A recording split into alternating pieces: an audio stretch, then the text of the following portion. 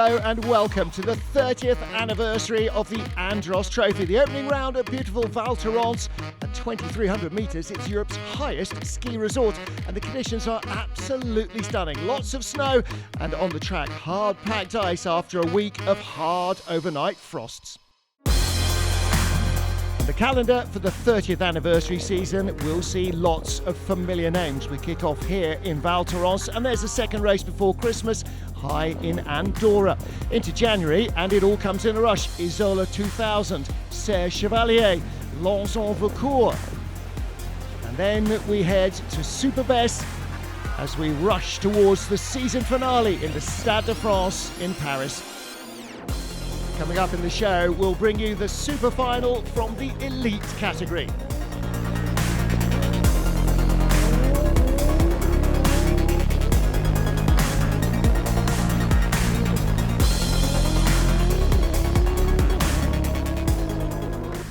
Trophy Andros isn't just about internal combustion engines. We'll bring you the final from the electric category.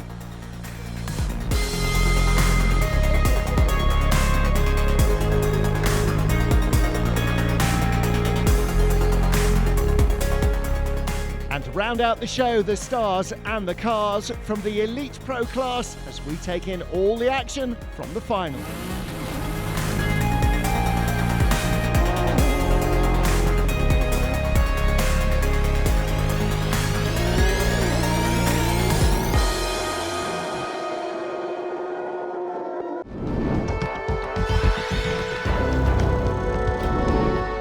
Every birthday deserves a family portrait, and the Trophy Andros, celebrating 30 years now, gets exactly that.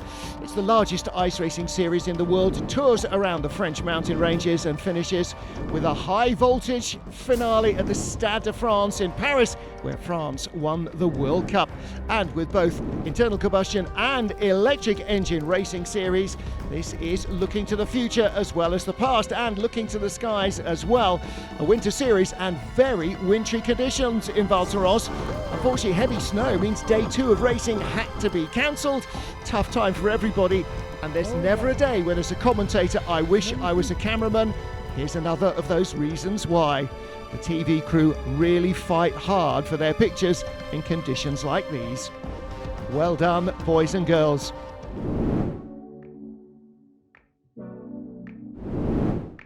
Let's take a look at the grid for the super final in the elite class. Pole position is held by Lionel Daciano in the Audi A1 Quattro, Emmanuel alongside him in the Renault Captur, Dorian Boccalacci's BMW, Sylvain Poussier on row 2 of the grid ahead of Margot Lafitte, the only woman in the field in her Mazda 3, and Luc Gervasson in his Audi A1 Quattro. They're on row 3 of our 9-car grid. Great start from the poleman. Lionel Daciano leads them down to the first corner. It's a long sweeping left into a right-hander that tightens up on the exit, and this is exactly the style you expect to see from Trophy Andros. 4-wheel drive, 4-wheel steer these cars. Lots of sideways action, for which the series become rightly famous. And a mistake by the poleman, in too deep, carried too much speed into the left-hand hairpin, and 1L alongside him makes a little nudge.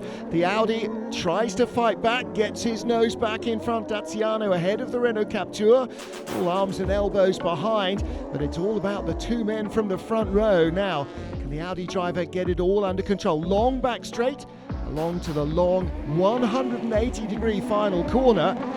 Lots of packed snow and really firm ice underneath for the studs to dig into. Racing tyres with 250 metal studs to give them a bit of grip. On board with Daciano. The drivers often seeing as much through the side window of the car as they do. This is all about momentum. Sliding anywhere is about not giving away speed, and again he's in too deep, but keeps the power on. Now 3 wide behind, all really starting to kick off. Contact in the battle for second place, getting nudged out wide. Sylvain Poussier in the number 2 Peugeot. That's Dorian Boccalacci in the BMW M2, still alongside him. And the leaders battling nose to tail. 1L still can't find a way past Daciano. There is Poussier up to 3rd. Boccalacci in 4th position. Louis Gervasson has come from 6th to 5th place ahead of Margot Lafitte in the Mazda 3. And a change for the lead. Monel has sneaked through. Daziano in second in the Audi. Poussier under real pressure again for third from Boccolacci, who squeezed back in front. Yes, Boccolacci in third. There he is, the BMW back in front. Poussier with a much tighter line now on the inside. Look, just gets his nose back in front of Boccolacci into the ice wall on the exit.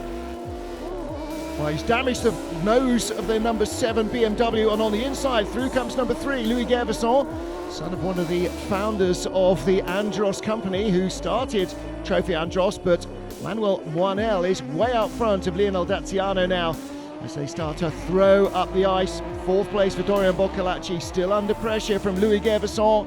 Gervasson number 3, Audi Quattro, leaning on him hard. Teammate Lionel Daziano is in second place, both run by Come To You Racing. Come To You run Audis in the World TCR Championship.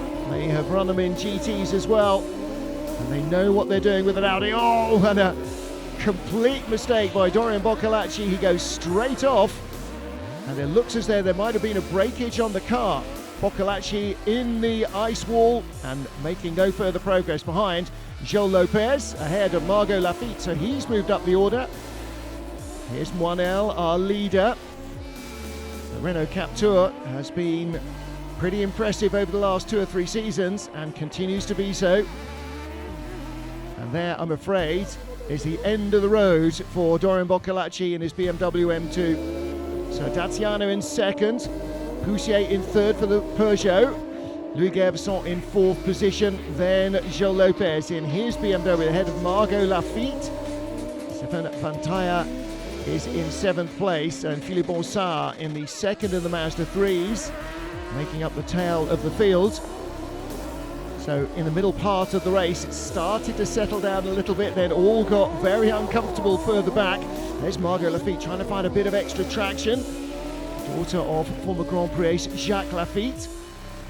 And 1 to go this time round. There's the sign that Emmanuel Moinel is on his way to victory, surely. Decent margin over Lionel Daziano. This would be a great way to start the season in the Renault Captur. DA Racing's Emmanuel Moinel out front. And Lionel Daziano held him off for a couple of laps at the beginning. The Renault, looking by far the most balanced car, goes out very wide there, using the snow to give him a bit of extra traction. Battle for third. And in the number 3 car, Louis Gervasson, with the green highlights, has not given up hope of a podium, has he? Our leader in the last corner of the last lap, sweeping around the big right-hander, heading towards the checkered flag. Emmanuel Moinel will win it here. Second place, Lionel Daziano, and the race for the line is won by Louis Gervasson, car number 3. Gervasson dips in front of Sylvain Poussier.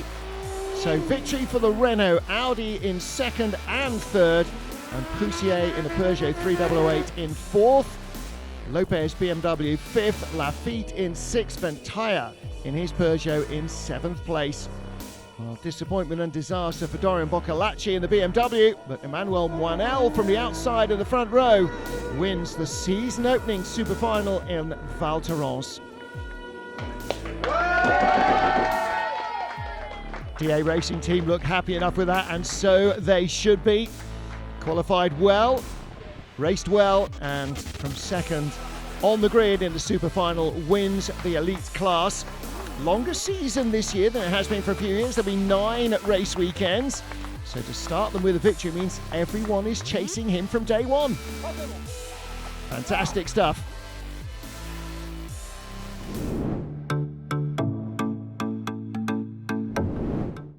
Confirmation of the result then of the super final, race 1 for the elite class, and Moinel and the Renault Captur taking victory. Daziano's Audi with teammate Gervasson behind in third, completing the podium.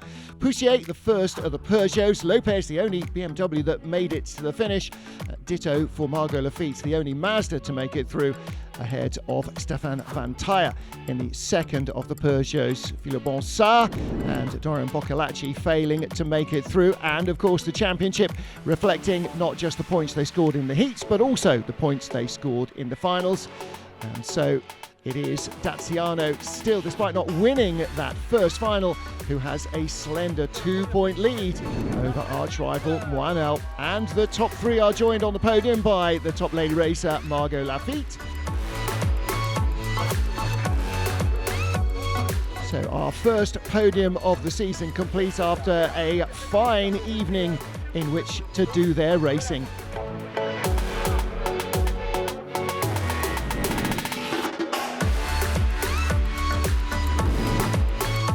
Christophe Ferrier is the man on pole position for the final in the electric category. Alongside him, Vincent Beltoise, Louis Rosset and Louis Gervesson on row 2 of the grid.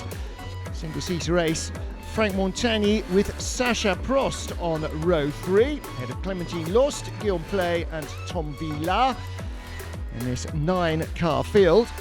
And yes, Sacha Prost, brother of Nico Prost, the 3-time electric racing champion in Trophy Andros, and of course son of 3-time Formula 1 world champion Alain Prost. Away we go from the start then, and Christophe Ferrier from pole position, making the most of what little traction he's got from these two-wheel drive all-electric racers. Leads from number 2, Vincent Beltoise, behind number 10, the green and white, Louis Rosset. Vincent Beltoise is the nephew of legendary Formula 1 Frenchman Jean-Pierre Beltoise, so lots of racing heritage here. Little nudge from Louis Gervesson, the ALD Automotive supported driver, into Louis Rosset in their battle for third. Rosset holds on, and through comes the number 5 car, Gervesson. Inside him though, Franck Montagny, the bright green livery of the Andros supported car.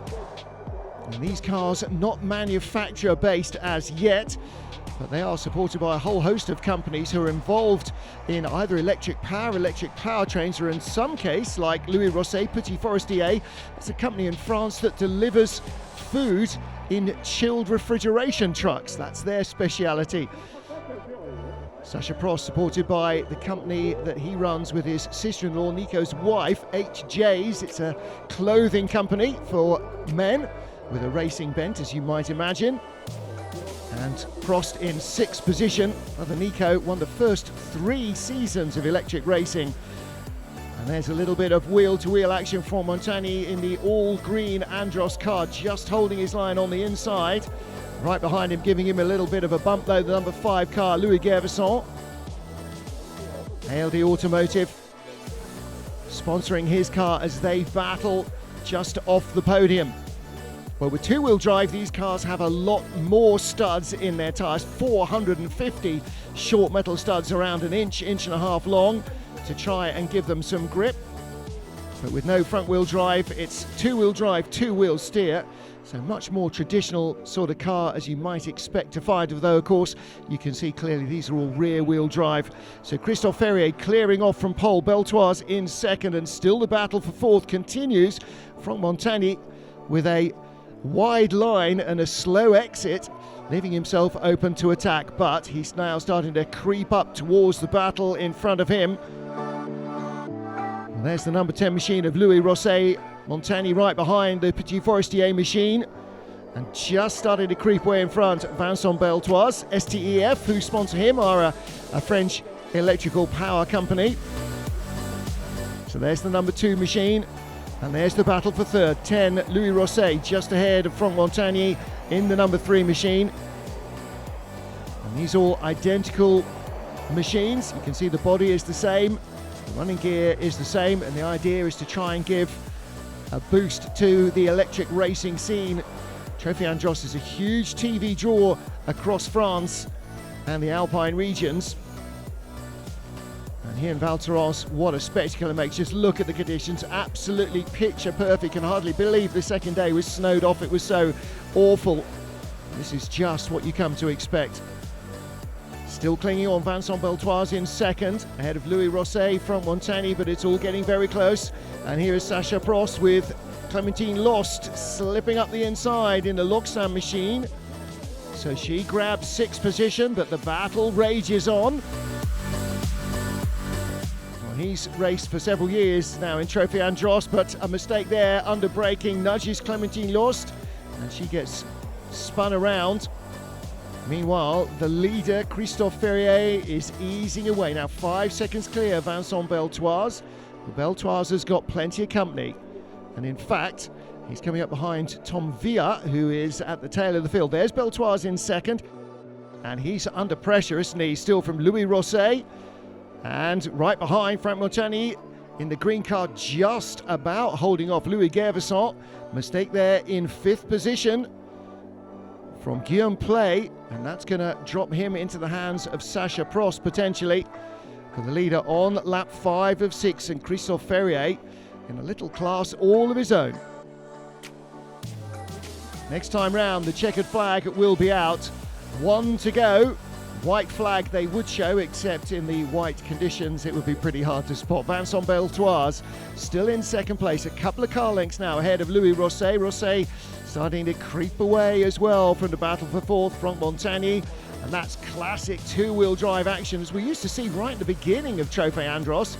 The first champion drove a Peugeot 205 T16 rally car, but then we used to get a few two-wheel drive cars. Kenny Snowbeck won 2 years in a row, and Mercedes 190E. Second place, still Vincent Beltoise. Louis Rosset right with him. Franck Montagny, the all-green car, in fourth. But down the long back straight and around the final corner comes our leader and our soon-to-be race winner, Christophe Ferrier, making it look very straightforward. If you were sat in the passenger seat, it would feel anything but very quick indeed. Christophe Ferrier, the winner. And in second place, Vincent Beltoise. Third, Louis Rosset. Fourth, Franck Montagny. In fifth place, Louis Gervasson. But there is our winner, no doubting that. Christophe Ferrier made the most of his advantage of pole position and ran away into the distance. Well, Sacha Prost finishing in sixth position after that contact with Clémentine Lost. And that put her out of contention for a top half dozen. She finished behind Guillaume Play. Christophe Ferrier celebrates the first win of the season, his 23rd in Trophy Andros racing, a 4-time electric trophy champion, and he's another step closer to a 25th win, and who knows, perhaps even a 5th electric trophy title. So Christophe Ferrier then grabs 12 points for victory ahead of Vincent Beltoise. Louis Rosset in third position. Franck Montagny close to the podium, couldn't quite get there, but he finished in fourth ahead of Louis Gervasson. And in sixth position in the end was Guillaume Play, who started in eighth on the grid. Clémentine Lost and Villa. And then unfortunately for Sacha Prost, he suffered a time penalty, and that dropped him down to the tail of the field. But you punt people out of the race, that's what tends to happen. So that was a very different look and sound with the electric race. And after the first day of action here in Val Thorens, Ferrier with the best qualifying result and pole position and the fastest lap and the win ends up with 37 points ahead of Vincent Beltoise in second, 3 points behind him Louis Rosset, and tied Louis Gervasson and Franck Montagny. But it is Ferrier, Beltoise and Rosset who are on the podium, and they are joined by our top lady driver Clémentine Lost.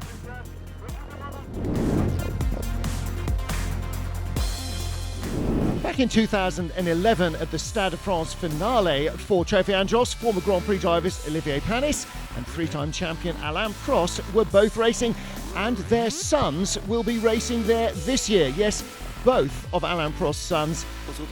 Sacha's saying we'll see you in the Stade de France on the 9th of February. We'll come as a family. Yeah, we'll both be there. And Alain, you're coming too, right?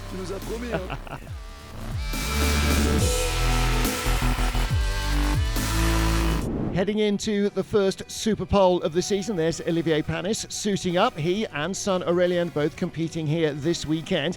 Now this year, as we see Sacha Prost getting into his car, there will be 7 drivers going for the Super Pole competition compared to 5 last year, and that's going to make a points difference. The 7th gets 1 point. The fastest not only gets pole, but gets 7 points. So there's a bigger boost for pole position for the Elite Pro class than there was last season. And with an extra race weekend, even more chance to earn those points. So here we go into the Elite Pro class. First on the ice, Olivier Panis with his 360 horsepower Audi A1 Quattro. Olivier Panis still the last Frenchman to have won a Grand Prix in Formula One when he won in Monaco for Guy Ligier's team. Indeed, the last French team to win in Formula One as well. Well, he's first on the ice, and it's one quick lap, but that is a great view through the windscreen. It looks like he's completely overcooked it, but no, the corner and then the straight come into sight. Olivier Panis knows what he's doing. See the sparks flying as the studs dig through the ice to the underlying tarmac. Panis fourth after 2 qualifying heats, and a single best of a 47.166. Panis heading across the line, and the time that everybody is going to be looking to beat, 47.771. There's son Aurélien. Oh, not bad for an old man. I'm sure there's an awful lot of that. Luckily, in his other day job, Aurélien only has his father by his side as opposed to actually trying to beat him. So that's the way it works. Get yourself up to speed, get the lap done, and try and make it as clean and as fast as possible. Take a look on board. You see what I mean? If you're in the passenger seat, you're looking out the side window to see where on earth this idiot is going next. Well, the idiot knows exactly where he's going next. It's all about flow and momentum, get the car drifting, and then get the throttle down exactly as on tarmac. So as Olivier Panis heads back down to the pit lane, next up is the Peugeot 3008. And this is Benjamin Rivière. 3008, the baby of the Peugeot SUV family. And you can see, in fact, that not only has it got windscreen wipers on the front, take a look at the passenger window. It's got a windscreen wiper there as well, because the ice crystals, and on the driver's side window, ice crystals get everywhere. And if the window is covered in ice and you can't see out, then you can't see out. Rivière has been championship runner-up in the Andros Trophy a number of times. Definitely looking to try and go one better this season to the top step of the podium. Won in Val Thorens last year. Now, because he was second overall in last year's championship battle, he's carrying 40 kilos.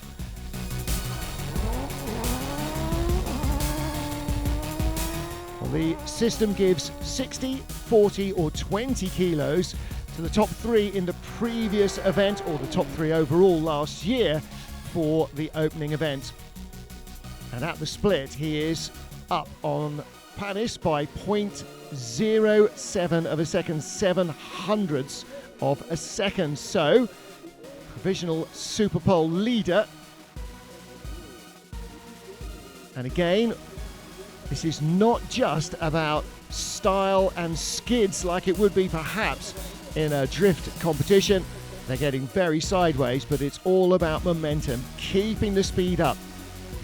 Just like a rally driver or a motocrosser or any sort of circuit racer, use the brakes to start the car turning and then get on the gas the moment you can.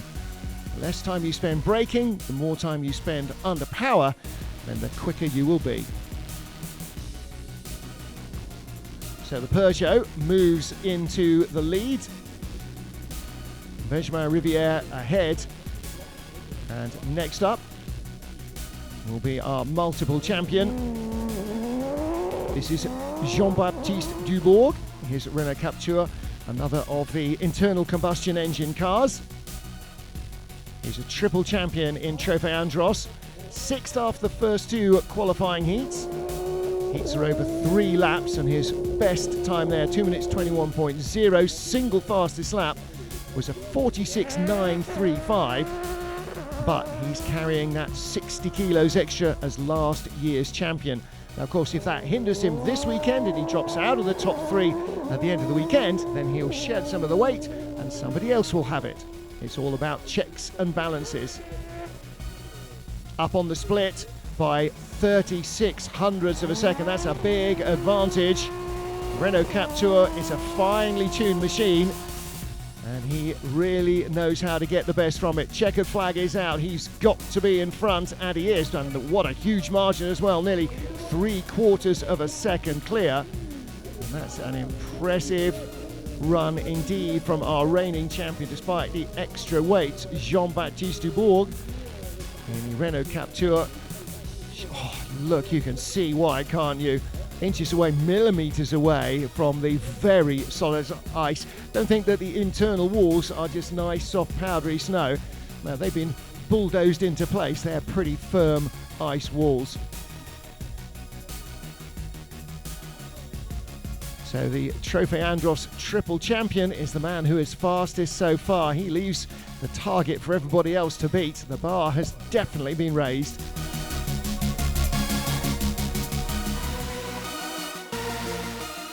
Well, all three we've seen so far have been internal combustion engines. And listen, no, we haven't just turned the sound down. That's because this electric car of Nico Prost, the next one that is on the line, is not making any noise at all. Now, Nico Prost, of course, is used to that, racing in the all-electric Formula E Championship. And you can see a little volt on the rear window to tell the crowd, if they need to, that one of the cars coming past them is electric. So from a standing start, they take the flying start at the tricolore, the French flag. And it must be quite disorientating initially not to have the noise of the engine. Sure, the engine does make a noise, but with the scrabbling of the studs on the ice, then the electric engine and transmission noise is very much muted, particularly with earplugs and a helmet in, compared to being a normal internal combustion engine. The 3-litre engines they use in the Elite and Elite Pro class really howl away in front of the driver. So Nico, certainly well used to racing these electric cars, won the first 3 electric championships in Trophy Andros. And as he comes across the line, 1.2 seconds back. Now, was it the car? Was it the lap? We'll have to wait and see how it transpires in the racing itself.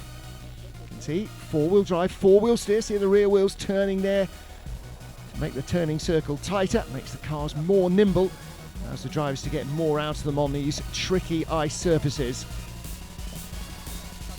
So Prost, 5th fastest after the qualifying heats, or 5th in the points after the qualifying heats.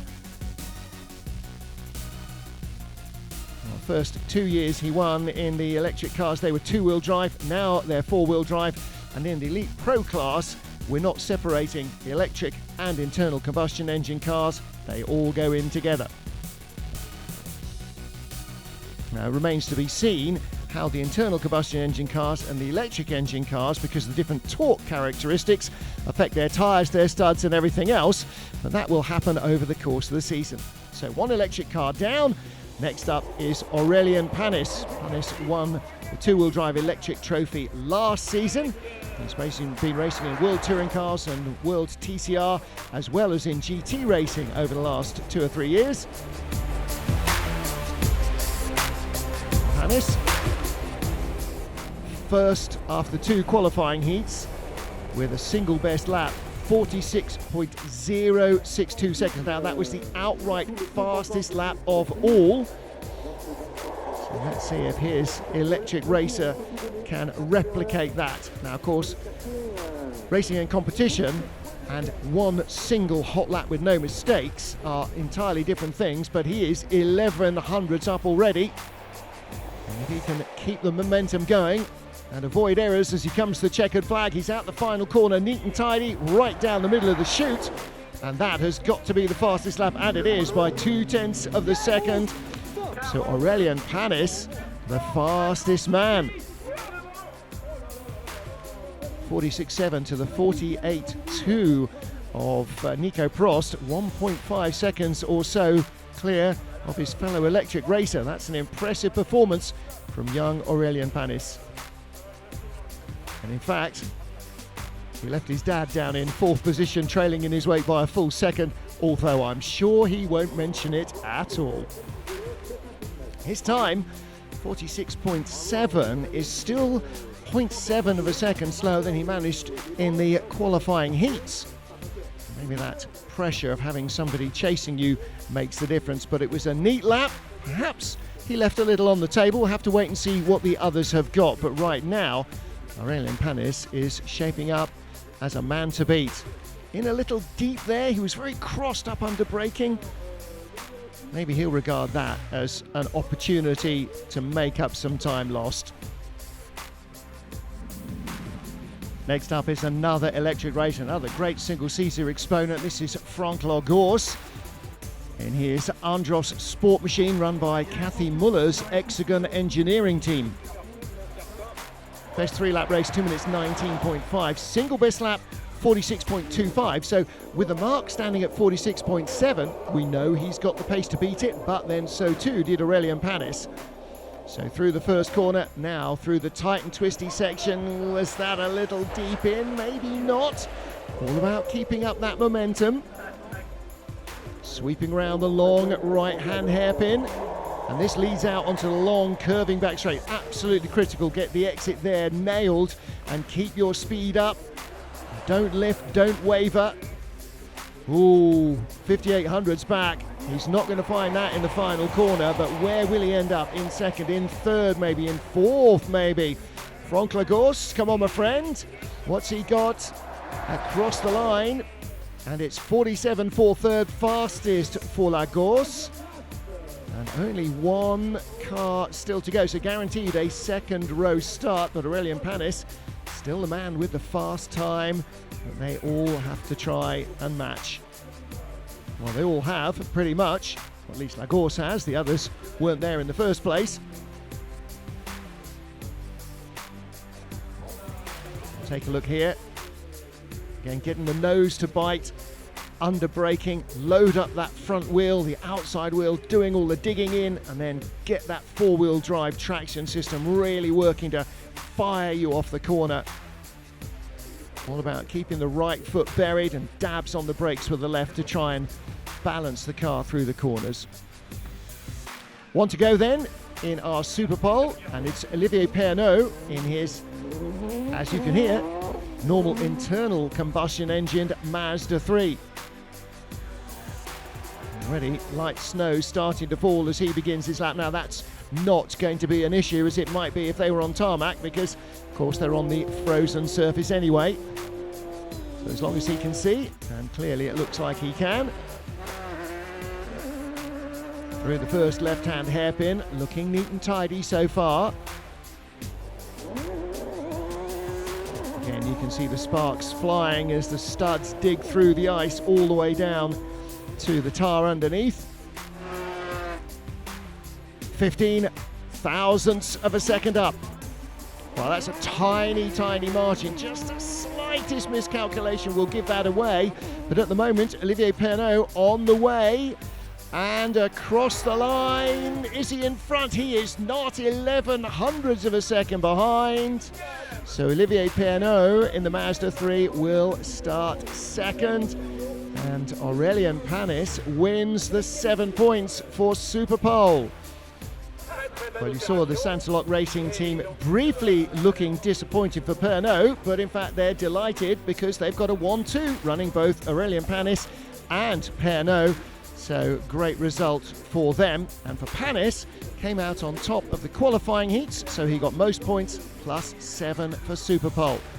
Well, again, take a look here at the Mazda 3. See how little of the road car actually remains under the body shell, or exists under the body shell.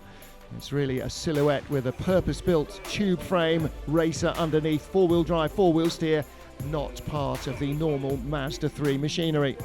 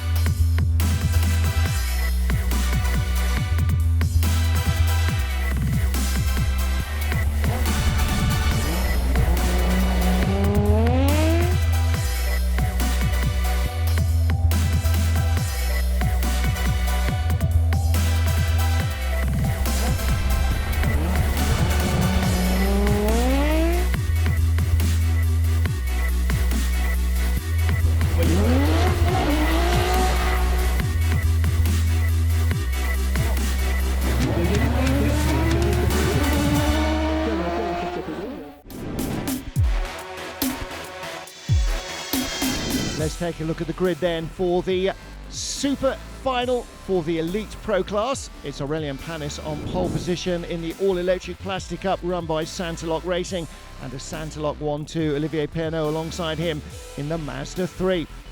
Row 2 of the grid, another electric car run by Hexagon Engineering by Cathy Muller, the sister of Yvan Muller, the 10-time champion. Franck Lagorce in the Andros Sport, alongside him the champion this year, Jean-Baptiste Dubourg, with the Renault Captur, the 3-time title winner.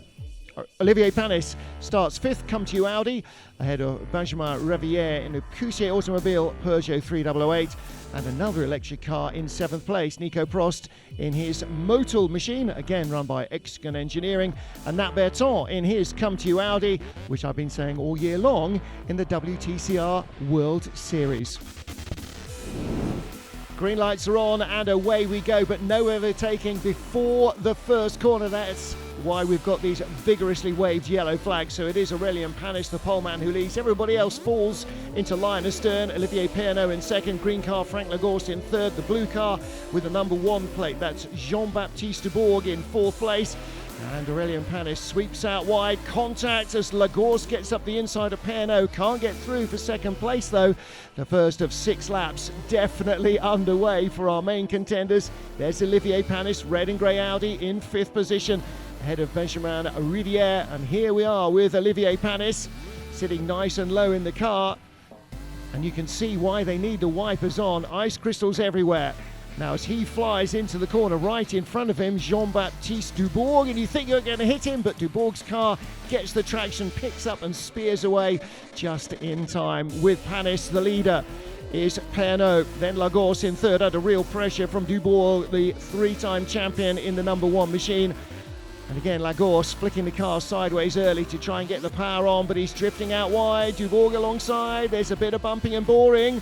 Lagorce has got to hold his nerve onto the inside of the next hairpin, but he drifts out wide, and here comes Olivier Panis up the inside. He might get both places. He's going to ease out wide to stop Dubourg getting by. Panis went up from 5th to 3rd place there. Really an opportune move by the ex-Grand Prix driver. There is Olivier Panis. Dubourg still in 4th place, and Lagorce down to 5th, and Panis very wide there, kicking up shards of ice crystals.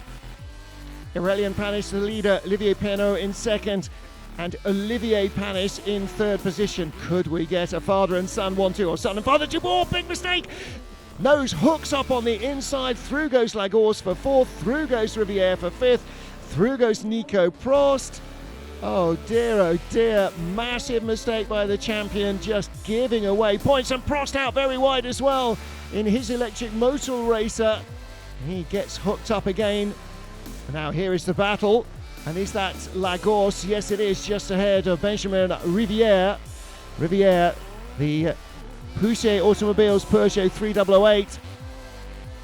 And the number 8 car of Olivier Panis chasing our leaders. Yellow flag still out at the first corner. That's for Debris.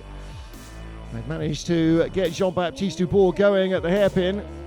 Right, that tight first corner.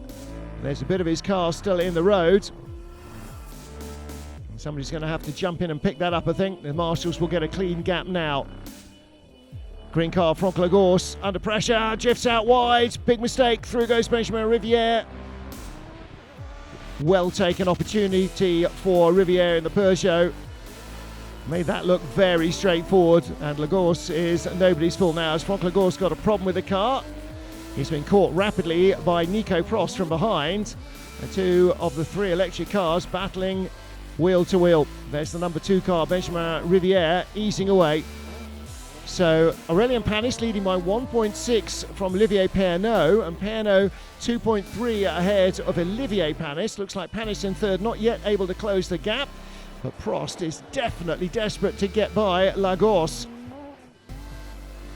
Lap 5, there's Aurélien Panis, the yellow car, and here comes Olivier up the inside, number 2. Oh, very close indeed. But Olivier Panis is really fighting for this 2nd place, on board with his young son. Early 20s Aurélien Panis, he had a junior single-seater career, and that was always intended to then lead him on to, well, in the end it was touring cars rather than GTs initially. Right, he is making his home racing with a roof over his head. Panis, Pernot, Panis. And still Olivier Panis pushes on the last lap. Can he make it onto the second step of the podium? On his own, Benjamin Riviere in 4th position. Unless there's a bit of a Panis disaster, he won't make it onto the podium. Very close for second. Olivier Panis inside Pernod. Olivier Pernod holding on. The drag race to the line. Oh, Pernod shuts the door down the back straight. Olivier Panis is going to have to do something extra special in the final corner. Tags the nose into the snowbank. It was all or nothing. He will still finish third. Aurélien Panis wins it. Olivier Pernod holds off Grand Prix winner Olivier Panis, who takes the final podium spot in third. Breathless stuff. Benjamin Riviere in 4th. And who wins the battle of the other electric cars? Well, Jean-Baptiste Dubourg. What a disaster. Another meeting with an ice bank. But success for Aurélien Panis, the man who came out on top in qualifying, hauled away the bumper points in Superpole.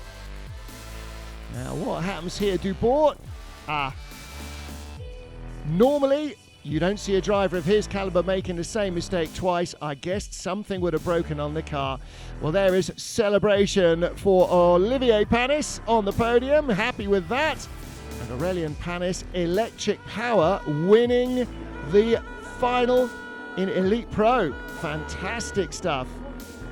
And for Jean-Baptiste Dubourg, the season surely can only get better. Aye, aye, aye, aye, aye. Well, no doubting the happiest man there. Well, I don't know. Toss-up, father or son. Olivier Panis or Aurélien. This will be quite an entertaining podium for the two of them. And Jean-Baptiste Dubourg left to do nothing but congratulate those who came out on top.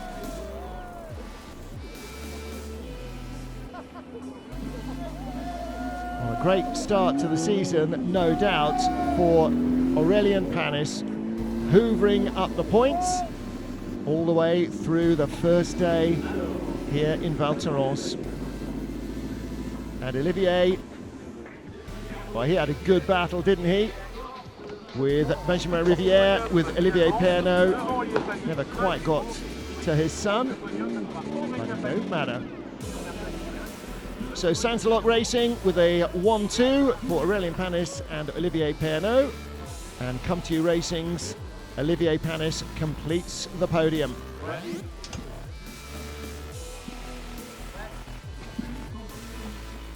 Good start to the season for both of the Sansalot drivers. And there's a happy dad and a happy son too.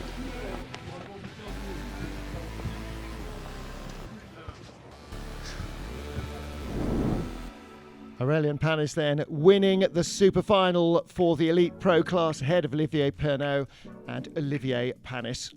Riviere, Prost and Lagos completing the top half dozen. That Berton having even more disastrous a race than Jean-Baptiste Dubourg, finishing 7th in the Renault and 8th Berton in the Audi A1. And Panis is the points leader as well, courtesy of a fantastic haul in Superpole and in the qualifying runs. Fastest race lap, everything. A full hatful, 69 points. Olivier Pernod second on 61. Franck Lagos in third, just 2 slender points ahead of Olivier Panis. And the reigning champion, Jean-Baptiste Dubourg, 5th place after the first race. Who would have thought?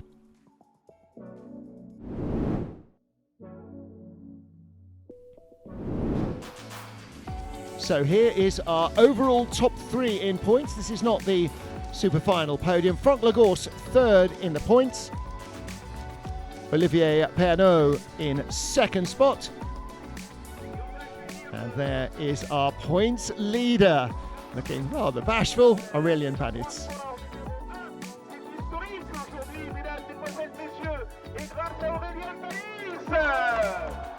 So congratulations to him on a fine weekend. And Sansalot Racing's drivers 1-2 in the points. Franck Lagos with his Andros sport car run by Executive Engineering is 3rd in the standings as they leave Val Thorens from the highest resort in the Alps, they head next to the Pyrenees, to Andorra for round 2 of Trophy Andros just before Christmas. And we'll wait and see exactly what luck or otherwise that brings our current top 3 in the standings. But for now, they are the ones that everyone is chasing.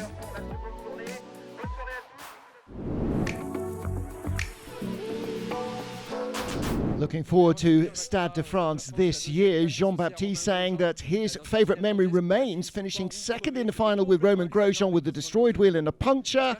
Hopefully this time we'll have 4 wheels and the top step. What I hope for, says Olivier Pernaut, is actually to drive. A few years ago, I didn't do a lap. My dad broke the car in the first corner. Hopefully Margot Lafitte and I will have a better time of it this time.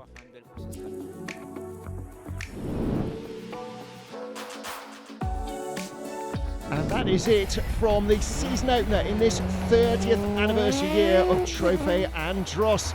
Okay, so they only had half the action due to unbelievable weather conditions, but when they were racing, it was stunning. We'll leave you with these final images, and we'll see you next time out for round 2 in Andorra. Until then, bye for now.